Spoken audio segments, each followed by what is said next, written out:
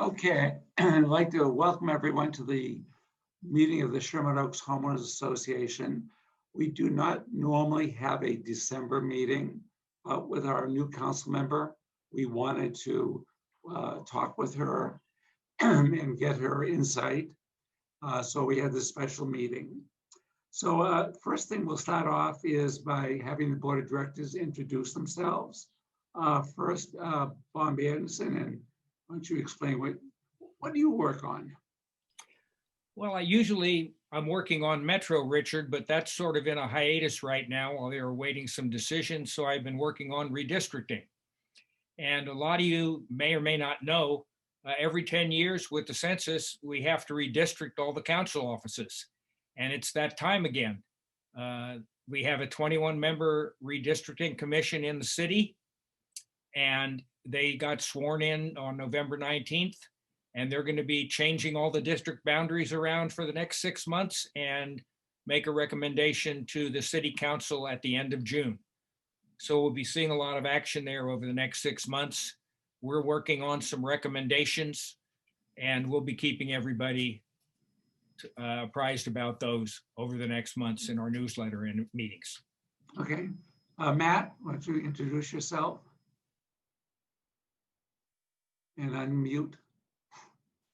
Hi, everybody. I'm Matt Epstein. I'm co-vice president of the Sherman Oaks Homeowners Association. And that's it. No, that's not it. You're going to be handling the questions, right? Yes, I will be handling the questions, and I will be the moderator tonight. I will give further instructions on the questions and how we do that once we get into that portion, once our new council member joins us. Okay, Jules? Hi, my name is Jules Fear. I'm also co-vice president of the Sherman Oaks Homeowners Association and have been with the association for over 20 years. A youngster. And are you also the honorary mayor of Sherman Oaks? Yes, I am. I have been since 1932, Jules. Yeah, I don't know. Okay, and who gave you that title? The city council. The city council. I was invited to go down to the city council and I was appointed honorary mayor. How's the pay? Very good. Yeah, very good. Okay, Paul with Koretz that, would know that. Paul Koretz knows that I get good pay. Next, I'm going to skip over Tom Glick for a second. John Eisen. Hi, I'm John Eisen. I wanted to announce if anybody is interested in joining the Sherman Oaks, please contact the association and I will be reaching out to you. Thank you. Okay. Next, Maria. I'm Maria Pavlo-Calban. I am chair of the legislative committee. And it didn't take Sacramento very long, as though the pandemic has changed our lives and the habits that we have had. Sacramento feels nothing has changed and has introduced the same bills we defeated 3 months ago. So we now have SB 9, which is the new lot splitting bill for single family neighborhoods, and SB 10 that would allow 10 units apartments in single family neighborhoods.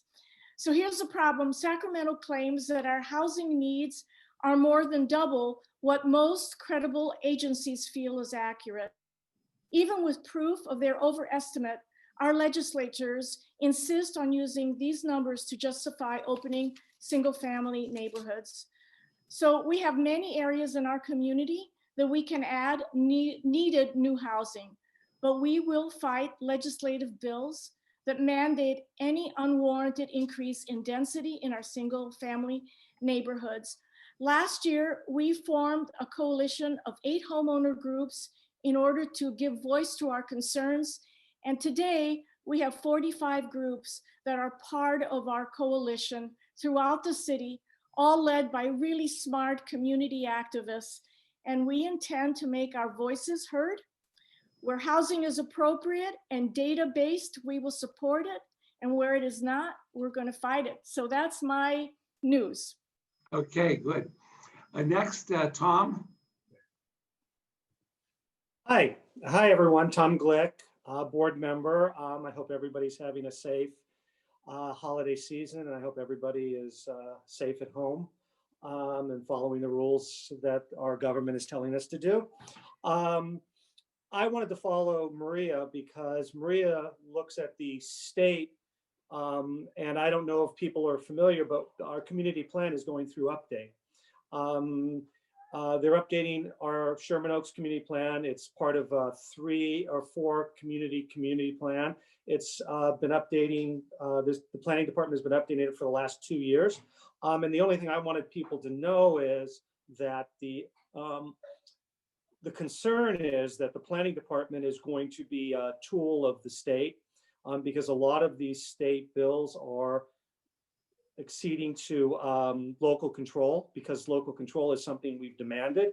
And so, but the concern is that the planning department is going to be using the community plan update to propose densities and intensities well beyond what the capacity of the community plan would allow. When the planning department is now doing their updates, they're not giving us their population forecast for our area, which is a concern.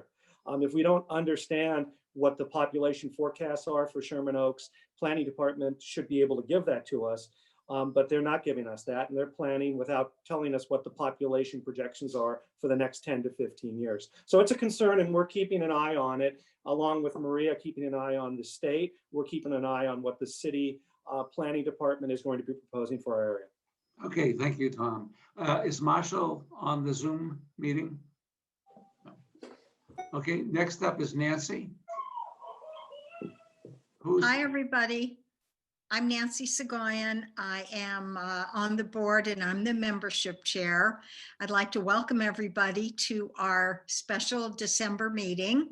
And I'd like to talk and I'd also like to wish everybody a safe and happy holiday season on behalf of SOHA. As membership chair, I'd like to reach out to all our guests tonight and let you know that SOHA is member supported and we're nonprofit. And if you value the quality of life here in Sherman Oaks, if you value the trees on Ventura Boulevard and the work we do in the community, which is all around the major issues of mass transit, housing, developments, as you have heard, we need your support. So to our guests and our members, we welcome you, but to our guests, I would encourage you to join, help us continue our good work in the community on behalf of all residents, whether you're a homeowner or a renter. And if you have questions, would like an application, please email joinsoha@gmail.com. joinsoha@gmail.com. Thank you. Thank you, Jay.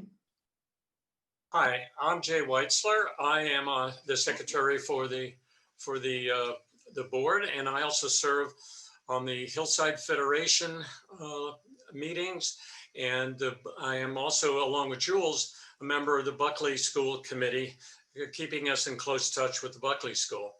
I also serve along with Tom and Maria in the Housing and Welfare Committee, I might call it.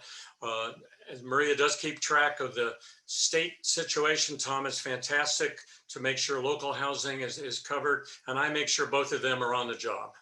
And So who's enjoy next the to- holidays. See you next year after Wait a tonight. minute, who's next to you? Who is next to you? Your wife, Linda. Oh, this one? Yeah. She's my better half, Linda. Oh, okay. Hello, Linda. everybody. Hi. Okay. Hi, Linda. Hello. She's making Okay. sure that this meeting goes along as it should. Okay. Speaking of that, next up is our senior lead officer, Jose Saldana. Jose, are you there? Yes, sir. I'm here. Good evening, Richard, and good evening, everybody. Happy holidays for everybody too. Yes, I'm the senior lead officer for the southern portion of Sherman Oaks. I cover pretty much everything south of Ventura towards Mulholland, between Coldwater and Sepulveda Boulevard. I also have my partner, Hernandez, Officer Hernandez, our temporary senior lead officer. He covers the northern part of Sherman Oaks. He's not in the meeting tonight, but I'm here to answer any questions for the audience. He covers the northern part of Sherman Oaks, basically up to Chandler. That covers all the way up to the 101 freeway and the northern part of Ventura Boulevard. So, Jose, Yes. we keep reading in the paper that the crime in Los Angeles is really skyrocketing. How does that relate to Sherman Oaks? Actually, we are doing very good for the Sherman Oaks area, for both the northern and the southern portion of Sherman Oaks. We are down on property crime. We're down close to about 15% combined. The northern portion and the southern portion of Sherman Oaks, we're down 15% of crime from last year. So we are doing very, very good right now. How do people contact you? They could contact me via my email, 30853@lapd.online, or you could contact my city phone at 818-731-2565. And for the northern portion of the Sherman Oaks, Officer Hernandez, I will provide you his number. His number is also 818-731-2563. Thank you very much. Next up is Carla. If you can unmute yourself. Carla Gonzalez is from the Los Angeles County Department of Children and Family Services. So for 22 years, we've been holding a toy drive. This year we did it virtually. We've been raising money and you've been picking it up and depositing it in the county's account. Can you explain how it's going to work with the children this year? And also, what are who are these children that we're talking about? Okay, well, first of all, from the deepest part of the DCFS staff, we want to thank SOHA for, coming through with gifts even during a pandemic. I was saying earlier, we have 2,000 children that we are responsible for, ages 0 to 21. These are kids who are victims of abuse and or neglect. So definitely, kids that need extra cheer, especially this year. So, with all your kind donations, I truly feel that we'll be able to, if not give every child, get pretty close to giving every single child a gift this year. And basically what we will be doing is we'll be Santa's elves shopping, Target, Amazon, and all the stores that we can think of. And the social workers will be wrapping and delivering the presents to the children's home all of next week, so that the children can have their gifts before Christmas Day. So again, without SOHA, we wouldn't be able to do this. And we absolutely are in so much gratitude to all of you and all the members who have contributed this year. Thank you. Thank you. Next, Keenan, if you could unmute yourself. A lot of people go to patch.com. And Keenan, why don't you introduce yourself and explain how you're related to patch.com? Yeah, definitely. So hey, everyone. Thank you for having me. My name is Keenan Drawhorn, and I am the local editor for the Sherman Oaks Patch. I also cover Studio City, North Hollywood, and Hollywood. And Bob kind of asked me to come on and talk a little bit about, what Patch has going on right now and into 2021. So a little bit about myself. I graduated from USC. You can see the helmet over there. A big fan of the football team, of course. Then I joined Patch. I see a thumbs down there. Not happy about that, I guess. But I joined Patch at the end of August. I've been on the team for about 3 months now. It's been a really good journey so far. And kind of right now, what we're trying to do as the year comes to a close is really spotlight some of the local small businesses that are kind of, still going strong and have managed to navigate this pandemic, through all the rule changes and closures and, do mandates. I kind of just want to give you guys a little bit of love, a little bit of, a spotlight to kind of find your customers. So if you are a business owner, or if you're just a community member who has a favorite coffee shop or whatever it may be that you think they deserve to be mentioned, feel free to drop me an email. It's keenan.drawhorn@patch.com. We can figure out, the best way to kind of get you guys on Patch and get a little bit more recognition, because you guys definitely deserve it. So that's all I have. Thank you very much. Thank you. Keenan, I have a question for you. Yeah, Wait go a ahead. minute, wait a minute. We don't have time. We're running late. Wait, I just want to know, did he enjoy the game the other night? I did. I've been having a Right great on, time. buddy.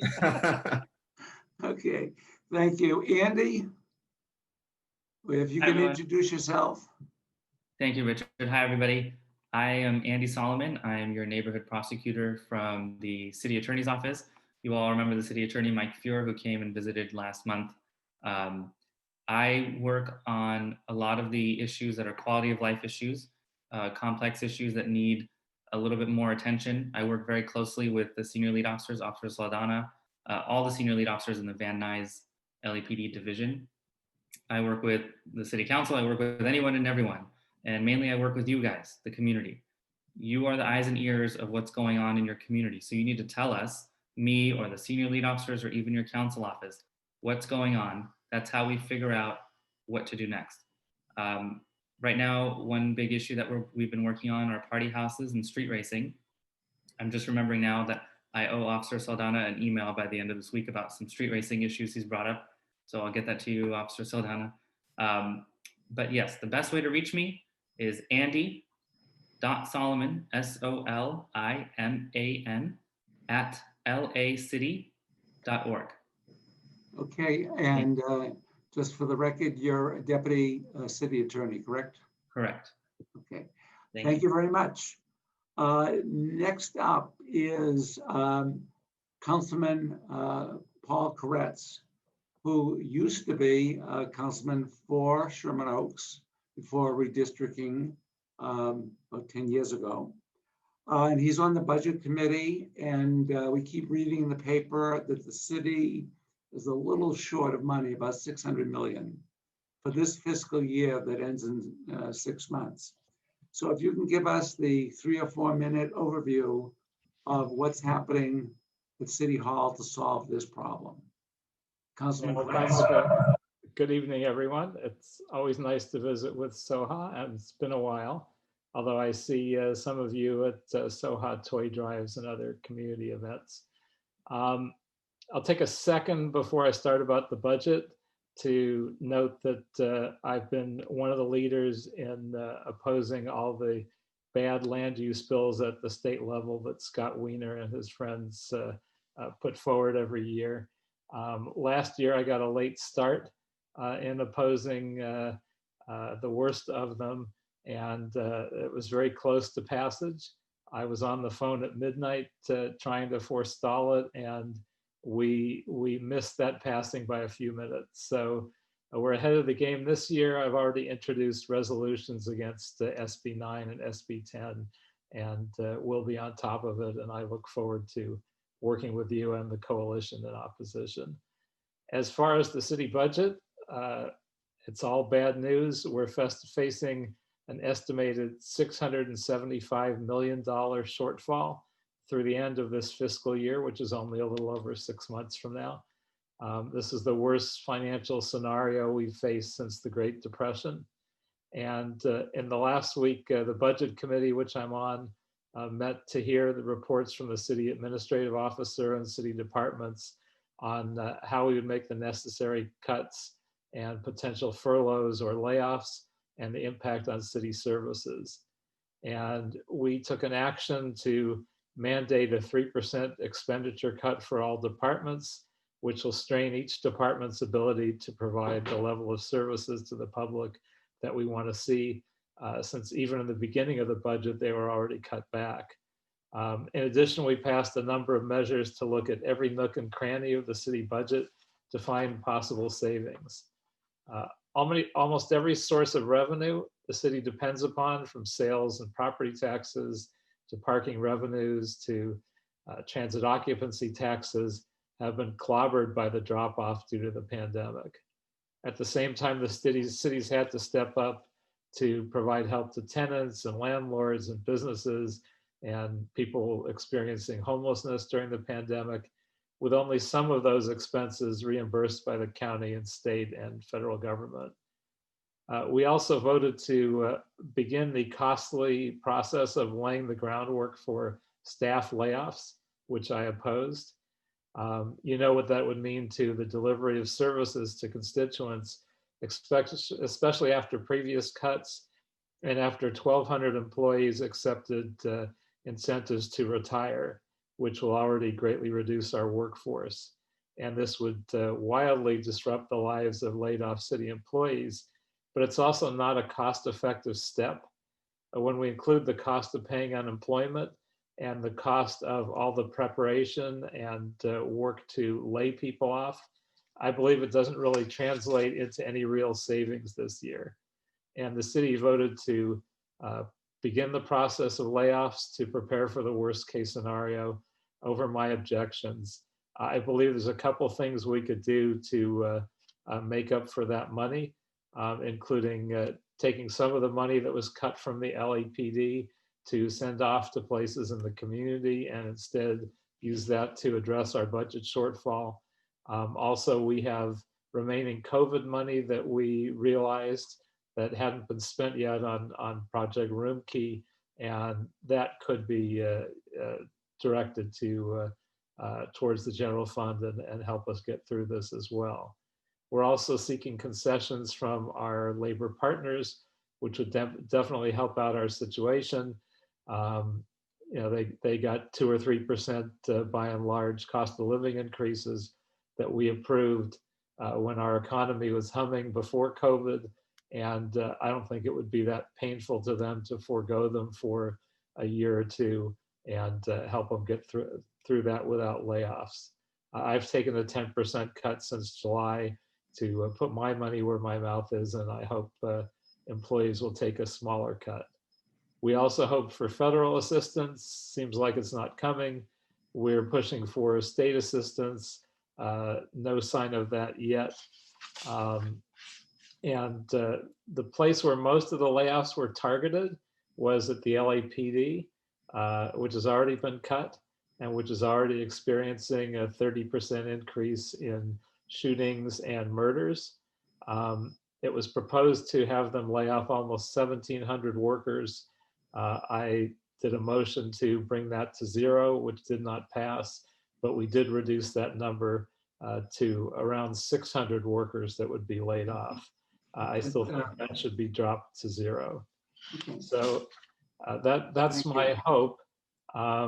Just very quickly, some of the changes that we passed were a hiring freeze, $81 million in spending reductions, authorization to use half the city's reserves, which are $250 million roughly, to borrow $150 million, and to negotiate cutbacks in city pay. So we're facing some hard realities, but hopefully it is a very difficult problem. It is indeed. Appreciate your work and the work of the city staff, but it seems like cuts are around the corner. So once again, thank you very much, Councilman, for attending this meeting. So Bob, is the Councilwoman here? Absolutely. Nithya is online, and I will pop her up on the screen and she can begin. Okay. Okay. Hello, can I call you Nithya? Please. Oh, okay. Thank you. Okay. And before you start, Matt, how many questions do we have? We have, well, before the meeting we started, we had 35 questions came in. We've got about 15 in queue online so far. I'm sure we'll get more and more as they come in. Okay, the Councilwoman said she'll stay till midnight, right? No, she says no. Okay, so if you could keep your remarks, short, and then we can get to the questions. But you now have the floor. Great. Yeah, thank you so much. I'm very happy to be here. Attended multiple lively debates and meetings of this group during the very long campaign that we were just engaged in. And, I think there's not a whole lot to say, except to say that I'm very happy to be here. I'm very happy to reintroduce myself to all of you. I think this is a very engaged group of people, so I'm not going to go through my bio or anything of, really more about me. I did just want to acknowledge for a moment, well, two things. One, just wanted to say that, I feel very humbled and very grateful for the participation in this election. It was, because of the change in election timings, because of the ways in which these campaigns were run during this past election cycle, and because I think of an increase in local participation because of a national movements around racial justice. There was a lot of, and because of the pandemic, and because people really felt like they needed to go and ask for things from their government in ways that they hadn't before, there was a lot of participation in this past election. And over 130,000 people voted just in this council district race alone, which is phenomenal. It's a huge, huge number. It's the last general election had 24,000 people who voted, and CD4 has always been a high turnout district. So the increase in participation, even in a traditionally high turnout district, was just staggering. But, I also know that means over 130,000 people just in this district alone are looking to City Hall for support during a time when those needs are so intense in Los Angeles right now. I think when Councilmember Koretz was talking about our current budget crisis, I'm sure he said this in his remarks, but this crisis dwarfs the last fiscal crisis that the city faced, really dwarfs it. And I remember when I worked in City Hall in 2014, people still, I said this just on the last meeting I was in, but people still talked about that fiscal crisis in hushed tones. So devastating was it for City Hall. And so many people who left as a result of those cuts at that time, and how the city changed its operations. And we're still dealing with the impacts of those changes now. And now we're in a moment that totally dwarfs that one, so it's an intense, intense budget crisis that we're facing right now at a time when the need for support from every level of government, not just LA, but every level of government, the city, the county, the state, the federal government, has never been greater. We're seeing just, massive unemployment, people facing real struggles with rents and mortgages, people facing real struggles just to put food on their plates, and to have work. And I think this is a really difficult moment to be taking office. And I just wanted to say, and I'll end with this, but that I'm very conscious of the challenges of this moment, and my team and I have been working very, very hard already. We're staffing up. We're in the process of staffing up right now. And we came into this process looking to people who had experience with City Hall for advice. And we have a very strong advisory team. So we're not going into this without looking outside for learning and looking to people who know how things work for support, including my fellow council members. And I've had calls with all of them, and they've been incredibly welcoming and so generous with their expertise and knowledge on these issues. And we're looking to learn, and we're looking to do the work. And that is the spirit with which I come to this meeting tonight as well, is not to just tell you about what I plan to do, but to really learn from you about the issues that are at the forefront of your minds and that you're grappling with in your community, and to understand how our office can best serve you. Thank you. And so, that's really where I wanted to start tonight. Okay, thank you. Before I turn it over to Matt for the questions, staffing. I know you have two co-chiefs of staff. Have other people been hired? Now, you've only been in office 2 days, so we have been hiring. We have been hiring. I have a comms director that we've already announced, Jesse Zwick, who's been supporting through the initial days. And we have made some hires, and we're still in the process of making offers and talking to people. So I want to just respect that process, but we should be able to make some more announcements. Hopefully by the end of next week is Christmas, but maybe right after the Christmas, we should be able to make an announcement of a much bigger team. So yeah, we're doing well on staffing. We're just not quite ready to to make a full list of announcements around staffing. Okay, Matt? Okay, so Nithya, thank you. First off, congratulations. You fought a tough battle, and congratulations. Our community looks forward to having you serve us. So the questions that are being asked are not from me. So if they sound rough, I'm going to tell you the person's name. You can take it out on them. We have some easy questions and we have some tough questions. And just for the audience knows.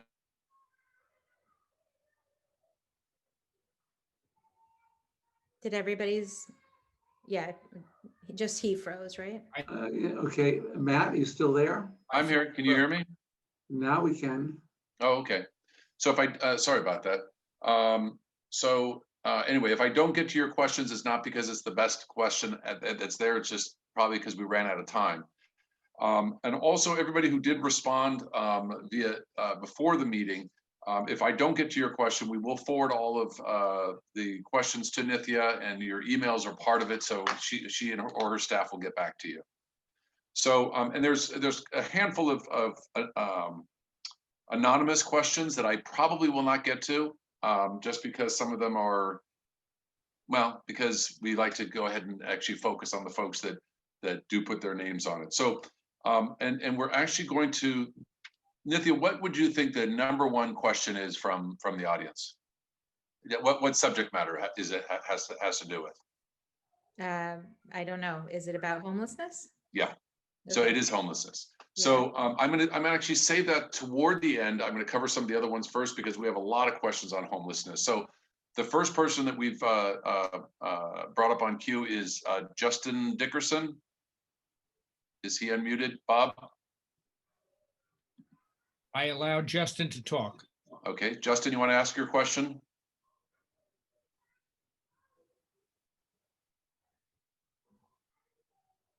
Okay, he seems to be shy. Justin? So we had quite a few questions similar to Justin's, and let me bring it up here and I will, hold on. Maybe I won't bring it up here. Okay, here it is. Justin wants to make sure that you're aware of all the airport noise issues in Sherman Oaks from mostly Burbank, but also Van Nuys. And he wants to know what your opinion is on it and what you plan on doing about it.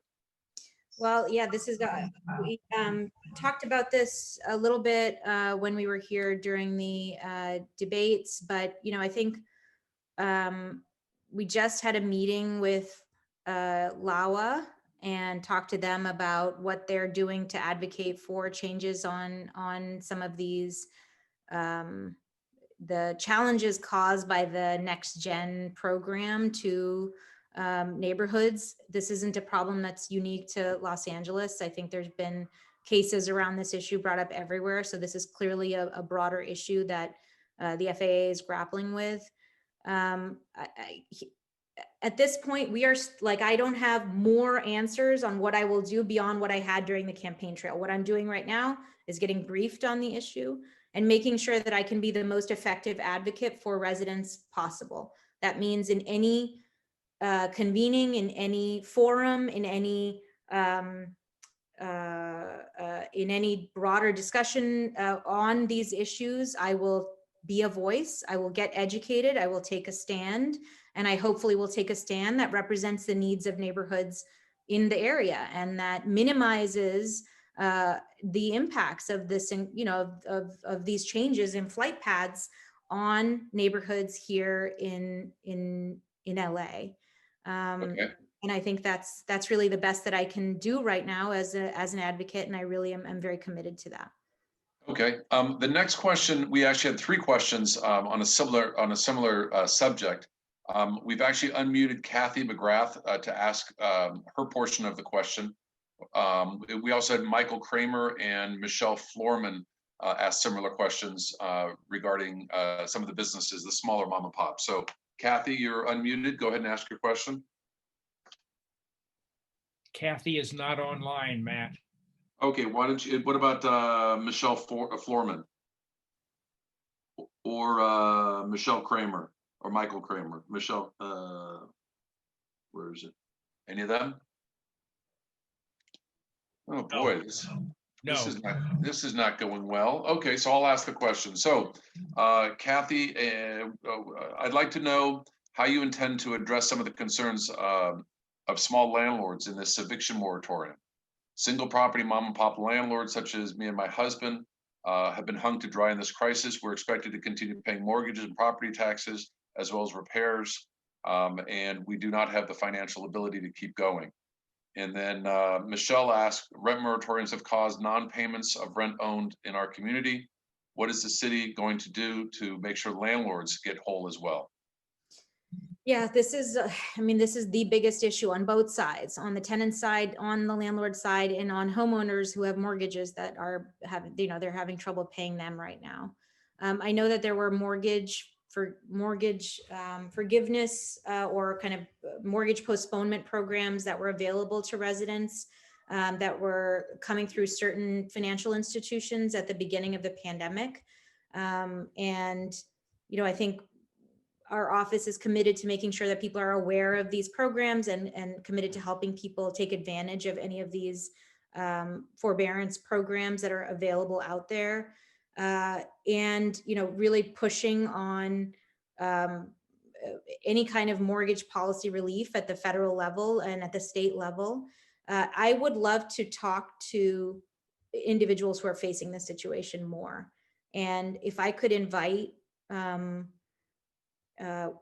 Michelle or Michael or any of the individuals who asked this question tonight to reach out to my office, we would greatly benefit from hearing from you and from understanding a little bit more about what avenues you tried in order to be able to respond to this issue and what worked and what didn't, in order to be able to provide city level or legislative responses that can address those needs or push our state partners to make those kinds of changes.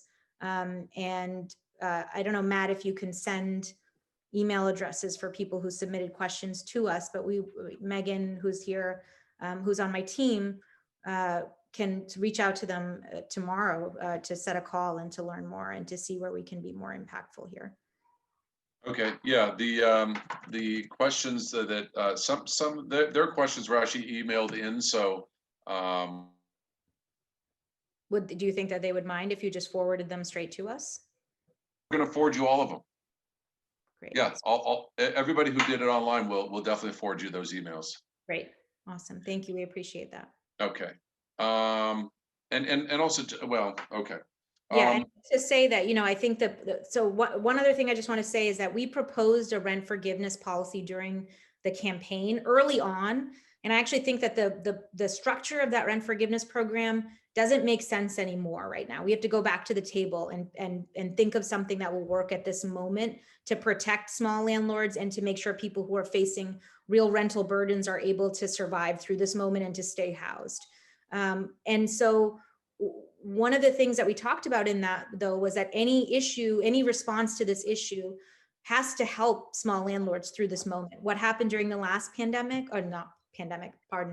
through the last fiscal crisis was that a lot of homeowners and smaller landlords lost their homes, and big institutional investors, including Blackstone, bought up a lot of smaller properties throughout Los Angeles and are now far worse landlords. Making it much harder for people to live in those units than before. And so I don't want to see that happen again, not just for that reason, but for so many other reasons, for the health and economic wellness of those landlords themselves. I mean, but above and beyond that, there is a societal repercussions that happen as a result of smaller landlords losing their units. And so this is something that is not just of concern to them, it is of concern to all of LA and to all renters in Los Angeles, and something that I take very, very I don't take this lightly at all. And so I'm very committed to making sure that we follow up on this for sure. Okay. Michael Roth, he asked two questions. Michael, you are unmuted. Can you ask your first question?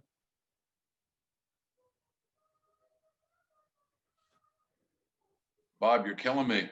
Nithya, can you hear me? There you go. Well, welcome to Sherman Oaks and welcome to CD4. And it'll be great to get to know you. And by the way, I noticed in your coffee mug, maybe if you don't have Sherman Oaks, take Boston off of it. We're proud. I know. Anyway, It's my Dunkin' Donuts mug from college. nothing like Dudos. Okay. There are two things. One is, and this one you just so you know, on down Sepulveda Boulevard, there is a lot where RVs were going to be permitted to park. And I know that there's been funding from the city, and I know there's permits, and it was supposed to open at the end of December. So maybe Megan can look into the fact that we hope it's still on track to open, because it was going to have power and water and lights and security most part. And that would take some of the relief off of our streets. And I hope the clean sidewalk cleanup team is also still funded from your office, because they do a great job on Sepulveda emptying some of the city garbage cans that don't get attention too often. But the main thing is, I believe that from both a homeowner standpoint and a business standpoint, that the LAPD officers who drive around their patrol cars are a great deterrent to crime. I believe, we see that when the cars are out more often, and if we have someone, a problem with someone, they show up like that and have done a great job taking care of it. With the budget cuts, and obviously LAPD took some cuts already, and they're asking to bleed much more excessively. I'm wondering what your position is going to be, so that we can continue to support the officers that do such a great job in CD4, and we need to keep them active in our neighborhoods and on the streets. How will you vote, and how will you look at the proposed budget cuts? I'll conclude by saying, if Councilmember Koretz is on, I really appreciate his looking to keep as many of our uniform officers on the street, because to lose them would be critical to our city. Yeah, I mean, I think we have, oh, sorry, 1 second. I'm sorry, my kids are here just to say goodnight. Can I just have them say hello? Hi. Okay, Thank you for sharing your mom with us.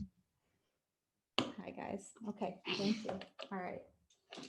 I don't usually take calls in this room because there's no lock on the door, but the internet wasn't working very effectively in the room where I normally take my calls, so I apologize for that. Yes, this is a good question, and one of the things I heard Councilmember Koretz speaking at the end of his remarks on this issue, and I do think that so the way the city's budget works, unless labor partners come to the table, layoffs are the only tool that the city has to impact the biggest part of our budget, which is personnel. That is the biggest part of the budget by far. And the only tool that the city has, unless it's at the negotiating table with labor unions, is layoffs. And I think that the recent discussion that happened, the proposals that were put forward by the CAO, I assume happened because they were looking at what tools the city had to address this massive budget shortfall. Now, I think, as Councilmember Koretz also said, there are other ways to get at this shortfall.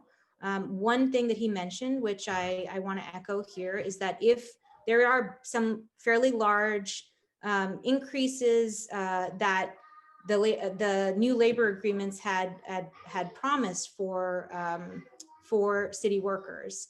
And I think if workers were able to come back to those unions were able to come back to the table and negotiate, perhaps delaying those raises for a year or two, we would be able to retain, but make up some of the shortfall in the budget.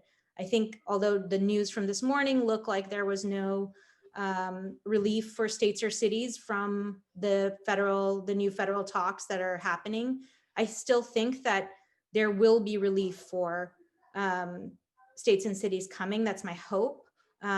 And if not, the state can also provide direct relief to cities. I do believe that that is an option in this case. And the state has more money than it thought it did. They thought there was a budget shortfall there, and actually they have more money. They had a they call it a windfall, but it's actually that the money that they thought wasn't going to be there was actually there. And so I think that there's an opportunity to look to other levels of government to plug some of our budget holes. There is some, I don't actually know about the CARES Act money that you were talking about, Councilmember Koretz, but if there is any additional CARES Act money, I think that is also an option to start plugging some of our budget holes.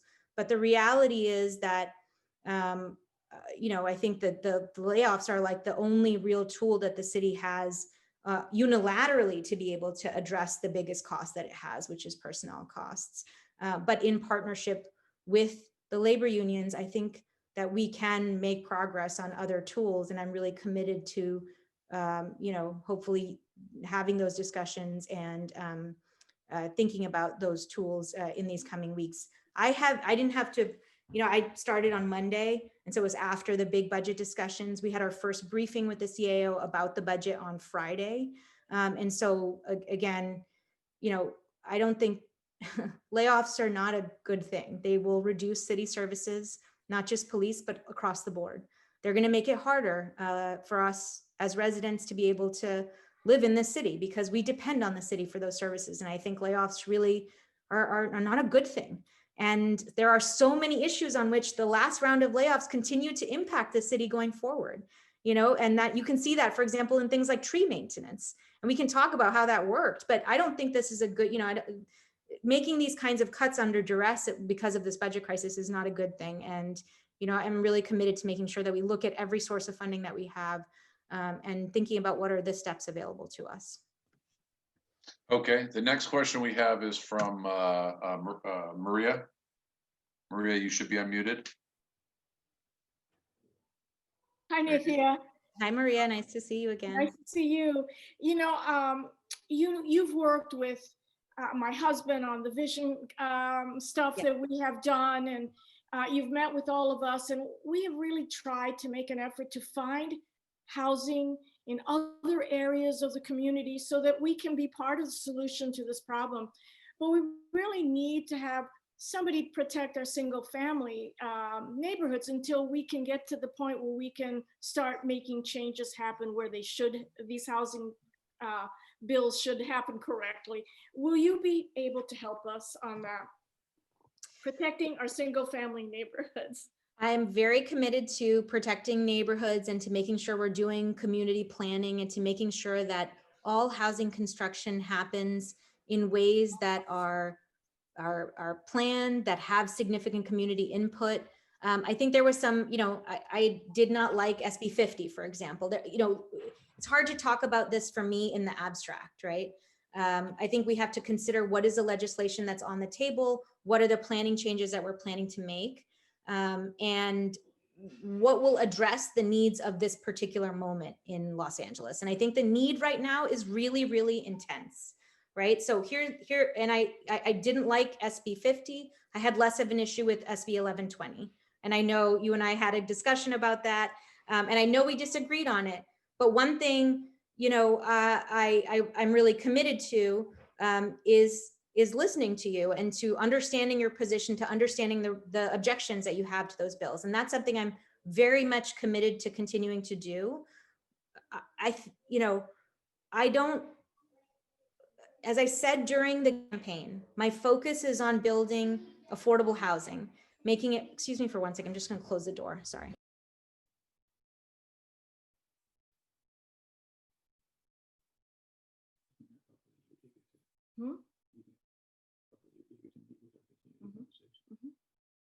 Apologies, they were just screaming downstairs.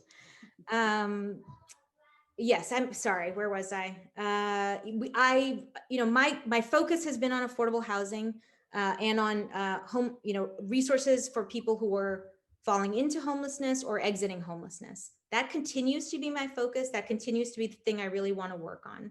And I want to work with you to make a plan for Sherman Oaks that really works for Sherman Oaks and for Sherman Oaks residents, right? I'm really committed to doing that. Does that mean, that we won't have disagreements about bills that impact the neighborhoods? I don't know that I think we may continue to, but I am here to listen. I'm here to share my opinion honestly, and I'm here to work with you. And I made that commitment during the campaign, and I will make it right now. And I'm here, and I will continue to show up and to listen and to be here. And when I have my planning staff on board, we will bring them here and they will continue to engage deeply. We will never do anything without seeking your input. We will never do anything without sharing our plans with you and getting your feedback on it and adapting it to make sure that it addresses the needs and comments that the community has. And that's something I'm 100% committed to. If there are specific policies that you want to discuss, I know that there's more bills that have come up in Sacramento already. I saw them and just put them into my inbox folder already and figured we would have a conversation about it. We will, and I can do that. And I'm here for that. Great, thank you, because we are ready and we are studying the bills and we have ideas and amendments we'd like to add to them. So Okay. we're eager to work with you, Anna. Great. And So- I'm here to work with you. So Nithya, I apologize if I missed the memo, but did we only have you till 8 o'clock? That was what the original email exchange said. Yes. Okay. Yeah, it was Okay. 7:30 to 8. Okay, I did not see that, so I apologize for that. So, but can we have you for one Yeah, more subject, which is the most, and I would have gotten to this earlier because, Can I stay till 8:15? Is that okay? 8:15 or 8:20? yeah, I mean, the longer, look, I understand you've got family and I think we all do, but so Yes. yeah, let me just get to the homelessness question. Yeah. So, We were again, just going off of our earlier emails, and this was what was originally. okay, no, that's fine. And Yeah, I apologize for that. And don't worry about your kids running around the back there. It's great. Hi, guys. So the questions on the homelessness really range all over the place from the LA Times article that was recent about the other communities in the area that are spending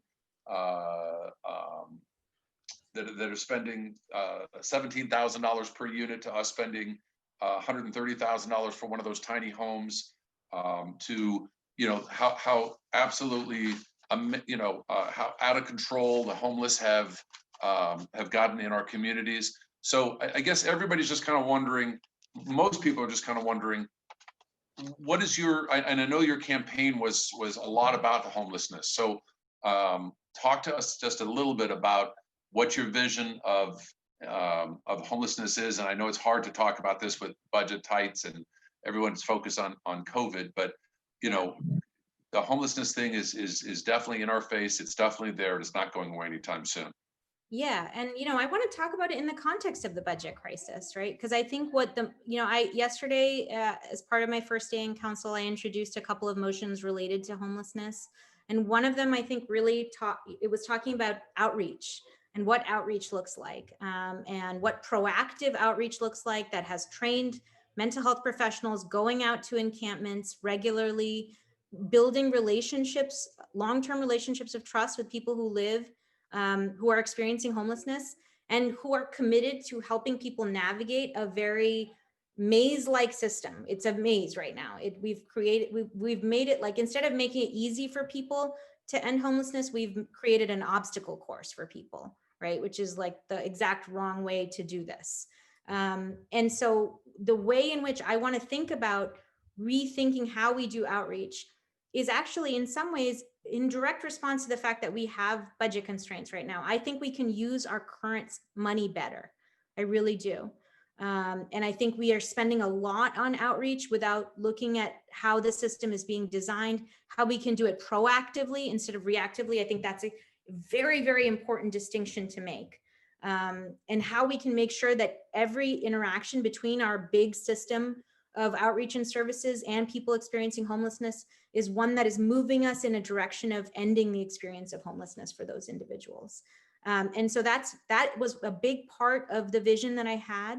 And that was that was why I introduced that motion yesterday. And it's something that I think, even in the context of budget crisis, like I think it's really a way of that we can use our current dollars better, right? And hopefully get better outcomes for the money that we're already putting into outreach and services here in Los Angeles, and to make sure that spending is happening in ways that is directly speaking to the concerns of both housed and unhoused residents in neighborhoods. Okay.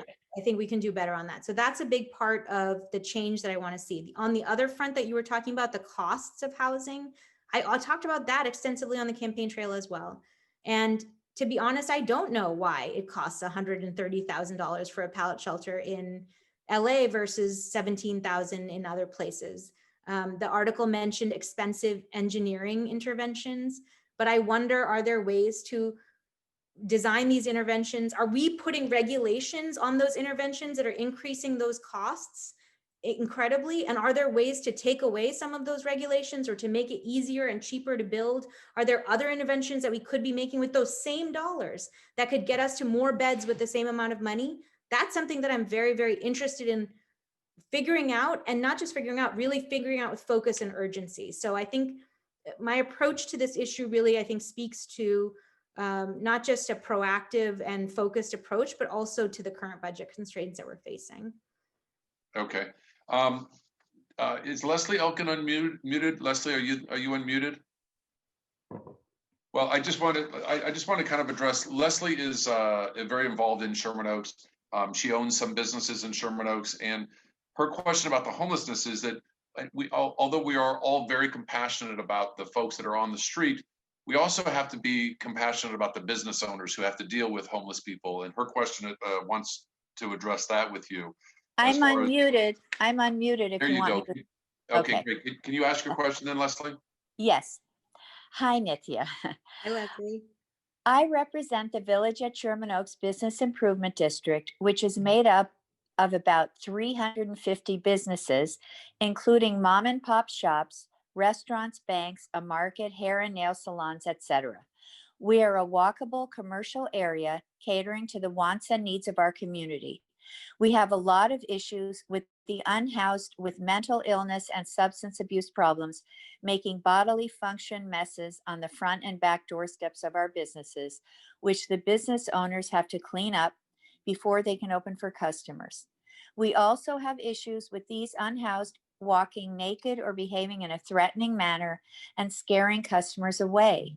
Many of our businesses are only hanging on by a thread due to the pandemic closures, and our list of upcoming vacancies is growing. These issues with the mentally unstable, unhoused, are making it harder to keep tenants and attract new ones. How will you balance the needs of the unhoused with the needs of the business community? Leslie, thank you for that question. And I think that what I'm talking about in terms of neighborhood-based outreach actually does speak to some of those concerns. Right now, I feel like in some neighborhoods, we don't have, for people who are navigating sharing space with people experiencing homelessness, we haven't made it, we haven't provided a lot of resources for that, negotiation. And I think having outreach workers who are on call at a neighborhood level can provide businesses with some support. If, for example, if there's an individual who is experiencing homelessness, a navigation center or a drop-in center in a neighborhood can provide a place where that individual can go and be welcomed, and can access resources like a shower or mental health services. If someone is experiencing a mental health crisis and is not in a position where they're, violent, but they are, being disruptive to traffic or something, that is a situation where a neighborhood-based outreach worker could be called. And ideally, this would be a system where residents could call an alternative to LAPD, which is the only option right now. If you see someone having a mental health crisis, you call 911. You could have at a neighborhood level, an outreach worker who has mental health training, who knows that individual, who could come and help someone who's having a mental health crisis and de-escalate that situation and help get them into a position where they are safer and where traffic is not, facing safety disruptions as well. I feel like the way in which I want to think about neighborhood level services and outreach would actually help businesses navigate this relationship in a much more supported way than the current relationship is being navigated. And I think there are ways in which I think it could be a lot better than what we're doing right now. Okay. It is 8:15. We want to allow you to go to your family. So, and we want to thank you very much for spending the time with us. What we've told council people in the past, new council people, it's all about your staff. It is all about your staff. We look forward to meeting and working with your staff because they reflect what you're doing and how you're helping our community. With that, we'll let you go, and thank you very much for joining the meeting tonight. Thank you so much for having me. It was a pleasure to see you all again. Pleasure to hear some familiar faces even in the questions. And I'm really excited to get into the work of governing and governance and legislation with all of you and really take on proactively addressing constituent concerns. I want to just thank you again for giving me the space to interact with people tonight. Thank you. And with that, we'll end the meeting. The next meeting is the third Wednesday of January, and it'll feature State Senator Robert Hertzberg, the majority leader of the California Senate. With that, thank you all and have a good holidays. Bye, everyone. Bye, everyone.